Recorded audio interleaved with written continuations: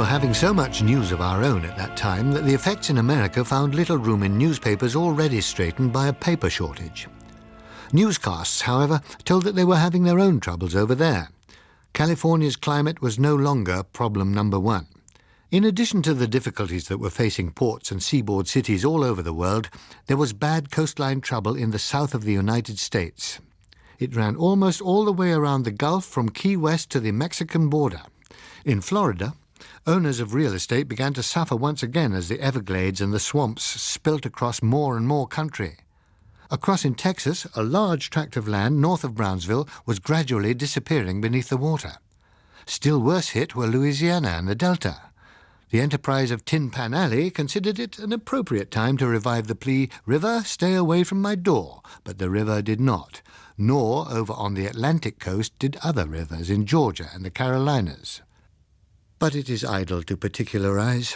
All over the world the threat was the same.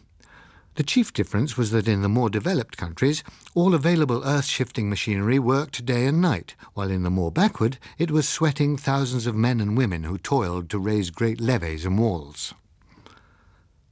But for both, the task was too great.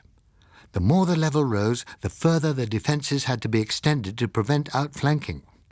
When the rivers were backed up by the incoming tides, there was nowhere for the waters to go but over the surrounding countryside. All the time, too, the problems of preventing flooding from the rear by water backed up in sewers and conduits became more difficult to handle. Even before the first serious inundation, which followed the breaking of the embankment wall near Blackfriars in October, the man in the street had suspected that the battle could not be won, and the exodus of those with wisdom and the means had already started. Many of them, moreover, were finding themselves forestalled by refugees from the eastern counties and the more vulnerable coastal towns elsewhere. Some little time before the Blackfriars breakthrough, a confidential note had circulated among the selected staff and contracted personnel such as ourselves at EBC. It had been decided as a matter of policy, in the interests of public morale, we learnt, that should certain emergency measures become necessary, etc., and so on, for 2 foolscap pages with most of the information between the lines. It would have been a lot simpler to say, look, the gen is that this thing's going to get serious. The BBC has orders to stay put, so for prestige reasons, we'll have to do the same. We want volunteers to man a station here, and if you care to be one of them, we'll be glad to have you. Suitable arrangements will be made. There'll be a bonus, and you can trust us to look after you if anything does happen. How about it? Phyllis and I talked it over. If we had had any family, we decided, the necessity would have been to do the best we could by them, insofar as anyone could possibly know what might turn out to be best. As we had not, we could please ourselves. Phyllis summed up for staying on the job. Apart from conscience and loyalty and all the proper things, she said, goodness knows what is going to happen in other places if it does get really bad. Somehow running away seldom seems to work out well unless you have a pretty good idea of what you're running to.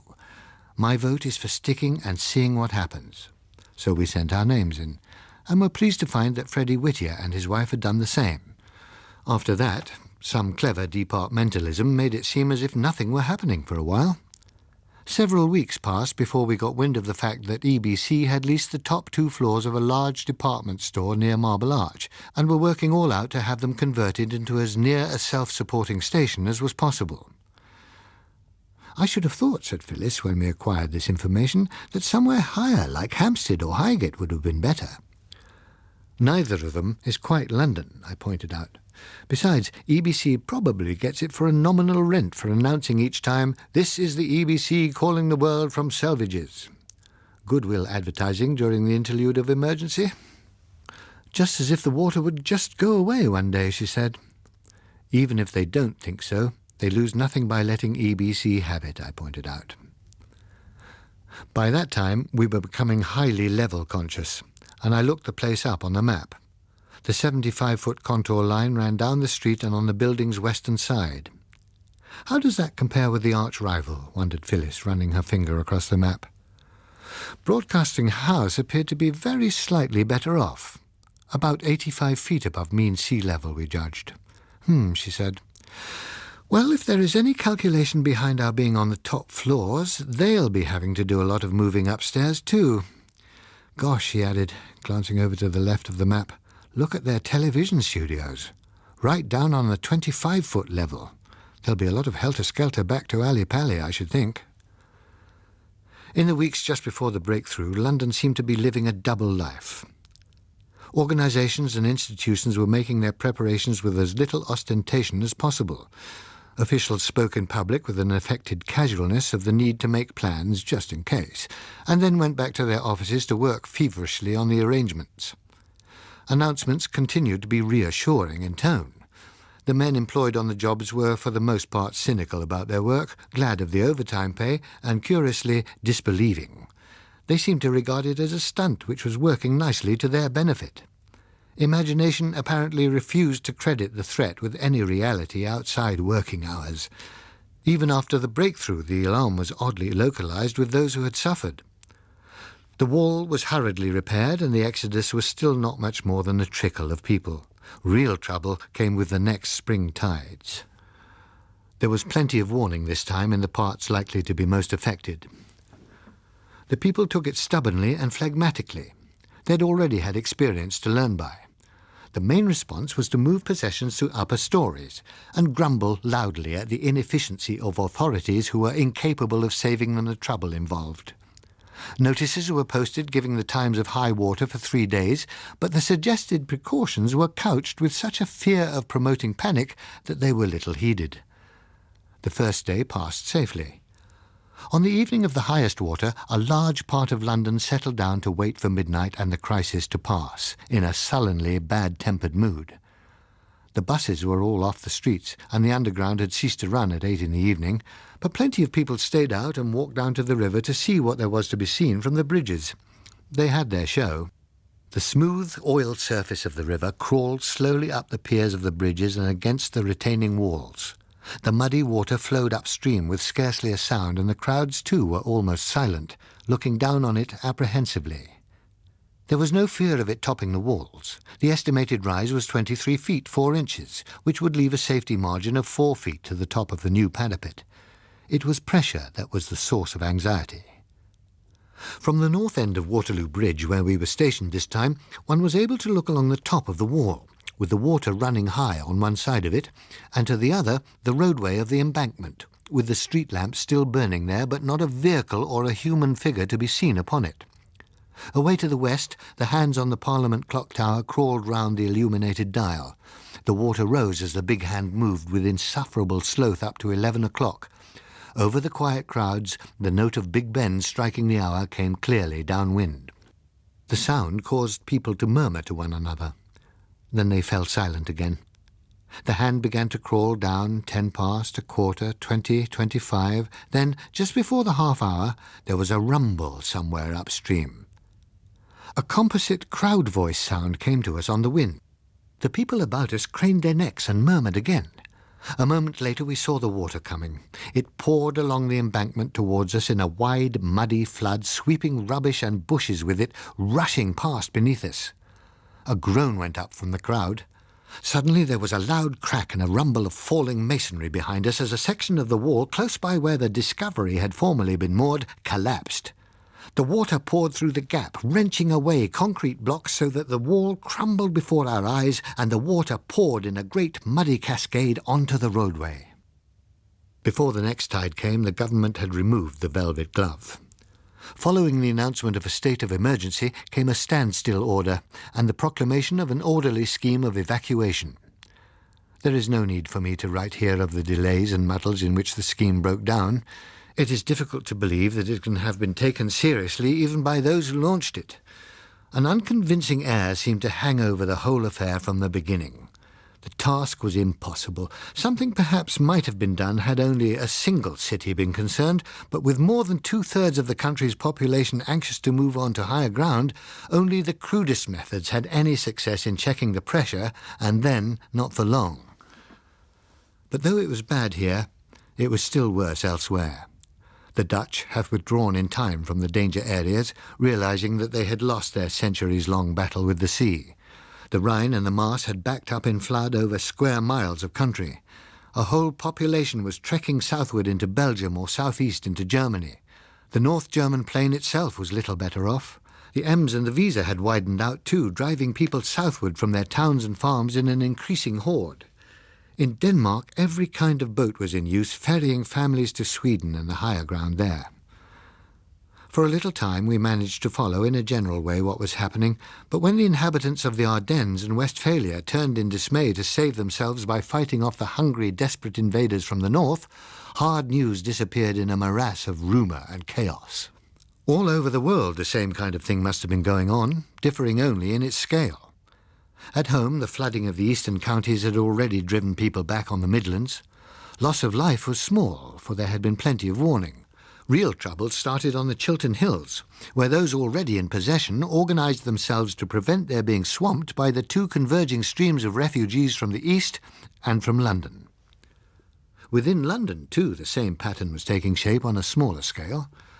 The dwellers in the Lee Valley, Westminster, Chelsea, Hammersmith, left their homes for the most part belatedly and reluctantly, but as the water continued to rise and forced them to move, the obvious direction to take was towards the heights of Hampstead and Highgate, and as they approached those parts they began to encounter barricades in the streets, and presently weapons. Where they were stopped, they looted, and searched for weapons of their own. When they had found them, they sniped from upper windows and rooftops until they drove the defenders off their barricades and could rush them. To the south, similar things were happening at Sydenham and Tooting Bec. Districts which were not yet flooded began to catch the panic. Although at high tide the water barely reached the 15-foot contour as yet, the orderly mood which the government had striven to maintain was broken. It was largely succeeded by the conviction that position was going to be 9 points of survival, and the wise thing to do was to make sure of that position as soon as possible. The dwellers on the high ground took the same view, reinforced by determination to defend themselves and their property. Over the untouched parts of central London, a mood of Sunday-like indecision hung for several days. Many people, not knowing what else to do, still tried to carry on nearly as usual.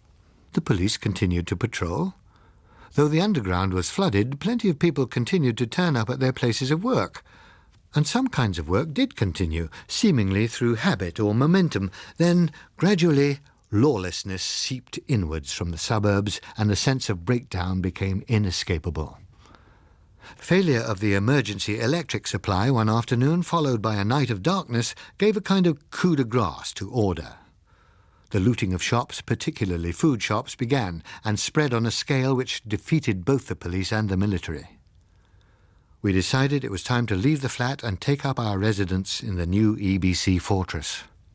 From what the shortwaves were telling us, there was little to distinguish the course of events in the low-lying cities anywhere, except that in some the law died more quickly. It is outside my scope to dwell on the details. I have no doubt that they will be described later in innumerable official histories. EBC's part during those days consisted in largely duplicating the BBC in the reading out of government instructions, hopefully intended to restore a degree of order. A monotonous business of telling those whose homes were not immediately threatened to stay where they were, and directing the flooded out to certain higher areas away from the others that were said to be already overcrowded. We may have been heard, but we could see no visible evidence that we were heeded. In the north there may have been some effect, but in the south the hugely disproportionate concentration of London and the flooding of so many rails and roads ruined all attempts at orderly dispersal. The numbers of people in motion spread alarm among those who could have waited. The feeling that unless one reached a refuge ahead of the main crowd there might be no place at all to go was catching, as also was the feeling that anyone trying to do so by car was in possession of an unfair advantage. It quickly became safer to walk wherever one was going, though not outstandingly safe at that. It was best to go out as little as possible.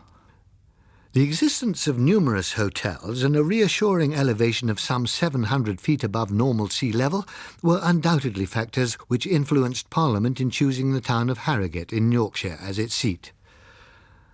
The speed with which it assembled there was very likely due to the same force as was motivating many private persons, the fear that someone else might get in first.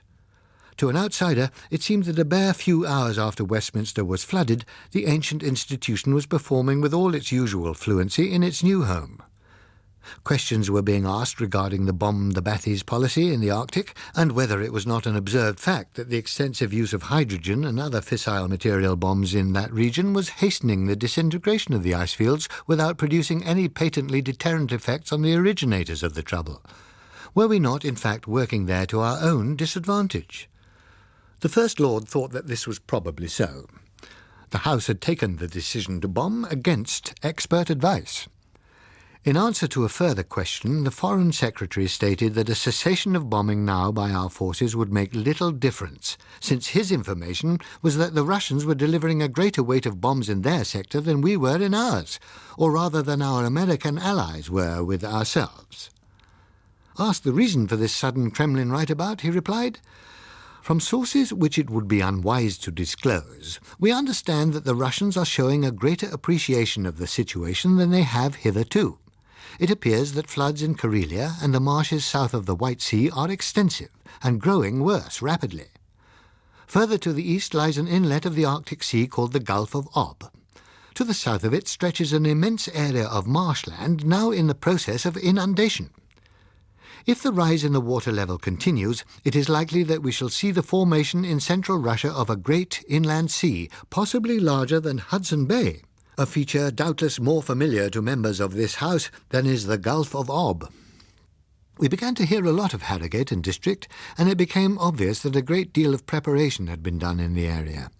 For one thing, our own centre of EBC administration was established there in a resuscitated military camp, though according to our informants at such a distance from the town that the only leisure occupation was to spy by telescope upon the arch-rival concerns situated similarly but on the other side of a valley.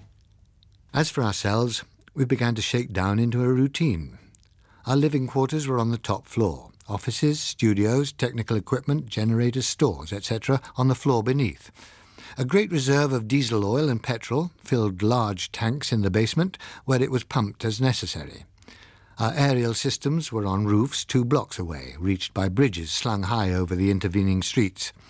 Our own roof was largely cleared to provide a helicopter landing and to act as a rainwater catchment. As we gradually developed a technique for living there, we decided it was pretty well found. Even so, my recollection is that nearly all spare time in the first few days was spent by everyone in transferring the contents of the provision department to our own quarters before it should disappear elsewhere. There seems to have been a basic misconception of the role we should play. As I understand it, the idea was that we were to preserve, as far as possible, the impression of business as usual, and then, as things grew more difficult, the centre of EBC would follow the administration by gradual stages to Yorkshire. This appears to have been founded upon the assumption that London was so cellularly constructed that as the water flowed into each cell it would be abandoned, while the rest carried on as usual. As far as we were concerned, bands, speakers and artists would all roll up to do their stuff in the ordinary way until the water lapped at our doorsteps, if it should ever reach as far, by which time they would presumably have changed to the habit of rolling up to the Yorkshire station instead. The only provision on the programme side that anyone had made for things not happening in this naive fashion was the transfer of our recorded library, before it became actually necessary to save it. A dwindling rather than a breakdown was envisaged. Curiously, quite a number of conscientious broadcasters did somehow manage to put in their appearances for a few days. After that, however, we were thrown back almost entirely upon ourselves and the recordings, and presently we began to live in a state of siege. I don't propose to deal in detail with the year that followed. It was a drawn-out story of decay, a long cold winter during which the water lapped into the streets faster than we had expected, a time when armed bands were roving in search of untouched food stores, when, at any hour of the day or night, one was liable to hear a rattle of shots as 2 gangs met. We ourselves had little trouble. It was as if, after a few attempts to raid us, word had gone round that we were ready to defend, and with so many other stores raidable at little or no risk, we might as well be left until later. When the warmer weather came, there were noticeably fewer people to be seen. Most of them, rather than face another winter in a city by now largely plundered of food and beginning to suffer epidemics from lack of fresh water and drainage, were filtering out into the country, and the shooting that we heard was usually distant. Our own numbers had been depleted too. Out of the original 65, we were now reduced to 25, the rest having gone off in parties by helicopter as the national focus became more settled in Yorkshire. From having been a centre, we had declined to the state of an outpost, maintained for prestige. Phyllis and I discussed whether we would apply to go too, but from the description of conditions that we prized out of the helicopter pilot and his crew, the EBC headquarters sounded congested and unattractive, so we decided to stay for a while longer at any rate. We were by no means uncomfortable where we were, and the fewer of us that were left in our London eyrie, the more space and supplies each of us had. In the late spring, we learnt that a decree had merged us with the arch-rival, putting all radio communications under direct government control. It was the broadcasting house lot that were moved out by a swift airlift, since their premises were vulnerable while ours were already in a prepared state, and the 1 or 2 BBC men who stayed came over to join us. News reached us mainly by 2 channels, the private link with EBC, which was usually moderately honest, though discreet, and broadcasts which, no matter where they came from, were puffed with patently dishonest optimism. We became very tired and cynical about them, as I imagine did everyone else, but they still kept on. Every country, it seemed, was meeting and rising above the disaster with a resolution which did honour to the traditions of its people. By midsummer, and a cold midsummer it was, the town had become very quiet. The gangs had gone, only the obstinate individuals remained. They were, without doubt, quite numerous, but in 20,000 streets they seemed sparse, and they were not yet desperate. It was possible to go about in relative safety again, though wise to carry a gun. The water had risen further in the time than any of the estimates had supposed. The highest tides now reached the 50-foot level. The flood line was north of Hammersmith and included most of Kensington. It lay along the south side of Hyde Park, then to the south of Piccadilly across Trafalgar Square, along the Strand and Fleet Street, and then ran north-east up the west side of the Lee Valley. Of the city, only the high ground about St. Paul's was still untouched. In the south it had pushed across Barnes, Battersea, Southwark, most of Deptford, and the lower part of Greenwich. One day we walked down to Trafalgar Square. The tide was in and the water reached nearly to the top of the wall on the northern side, below the National Gallery. We leant on the balustrade, looking at the water washing around Landseer's lions, wondering what Nelson would think of the view his statue was getting now. Close to our feet, the edge of the flood was fringed with scum and a fascinatingly varied collection of flotsam. Further away, fountains, lamp-posts, traffic lights and statues thrust up here and there. On the far side, and down as much as we could see of Whitehall, the surface was as smooth as a canal. A few trees still stood, and in them sparrows chattered. Starlings had not yet deserted St. Martin's Church, but the pigeons were all gone, and on many of their customary perches gulls stood instead.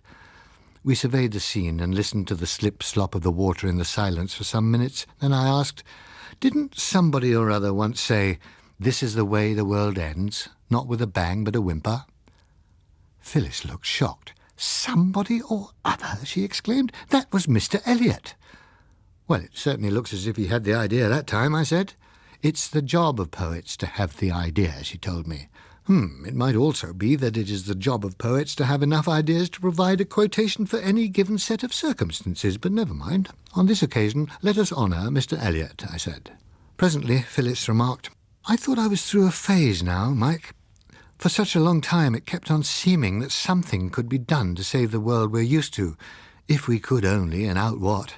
But soon I think I'll be able to feel, well, that's gone. How can we make the best of what's left? All the same, I wouldn't say that coming to places like this does me any good. There aren't places like this. This was one of the uniques. That's the trouble. And it's a bit more than dead, but not yet ready for a museum. Soon perhaps we may be able to feel, lo, all our pomp of yesterday is one with Nineveh and Tyre. Soon, but not quite yet. You seem to be on unusually happy terms with other people's muses today." "Whose was that?" Phyllis inquired. "Well," I admitted, "I'm not sure whether you would class her as a muse at all. More perhaps of a bent. Mr. Kipling's." "Oh, poor Mr. Kipling. Of course he had a muse, and she probably played a jolly good game of hockey too." "Cat," I remarked. "However, let us also honour Mr. Kipling." There was a pause. It lengthened. "Mike," she said suddenly, "let's go away from here, now." I nodded. It might be better. "We'll have to get a little tougher yet, darling, I'm afraid." She took my arm and we started to walk westward.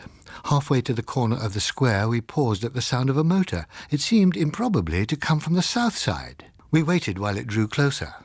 Presently, out from the Admiralty Arch swept a speedboat. It turned in a sharp arc and sped away down Whitehall, leaving the ripples of its wake slopping through the windows of august governmental offices. "Very pretty," I said. "There can't be many of us who have accomplished that in one of our waking moments." Phyllis gazed along the widening ripples and abruptly became practical again.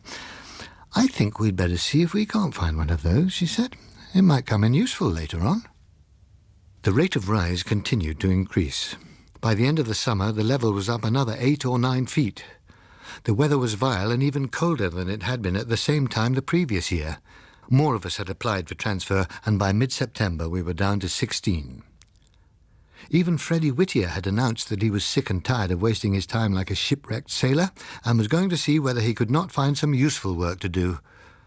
When the helicopter whisked him and his wife away, they left us reconsidering our own position once more.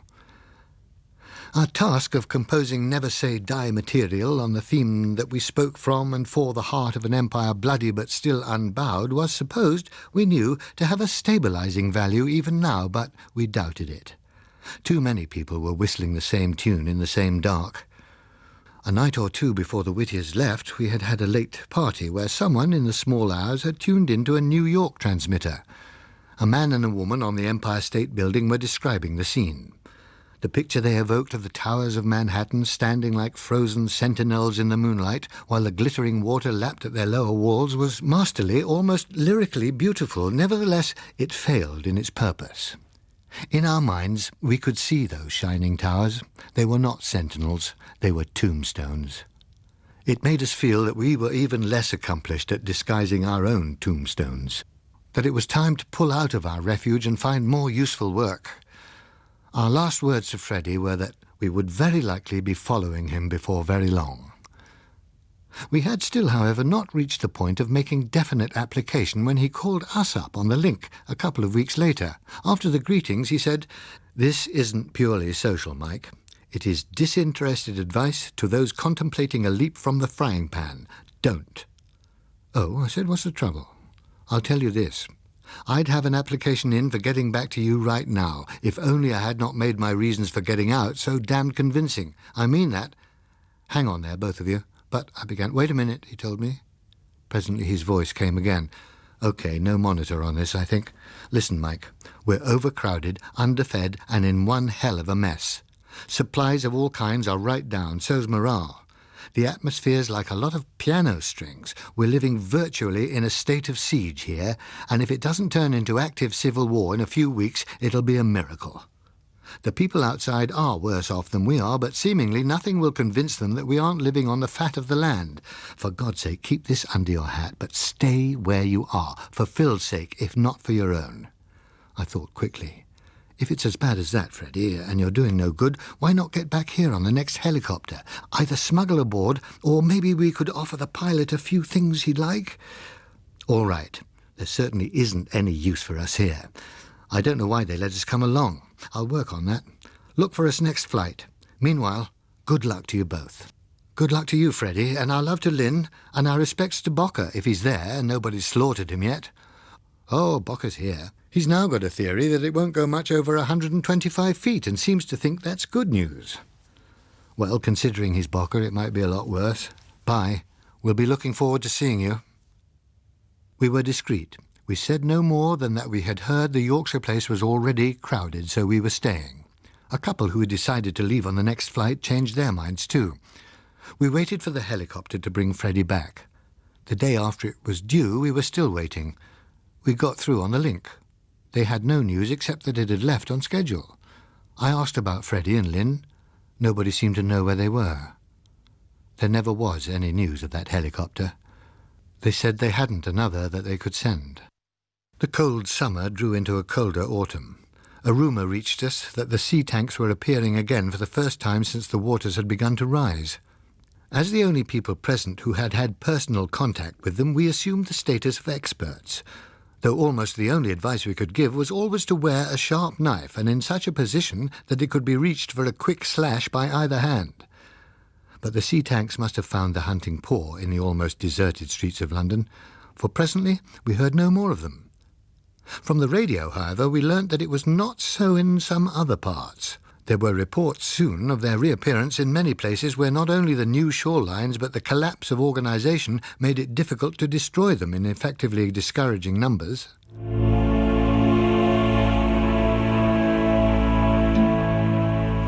The Kraken Wakes was written by John Wyndham and read by Stephen Moore. The programme was produced in Belfast by Susan Carson.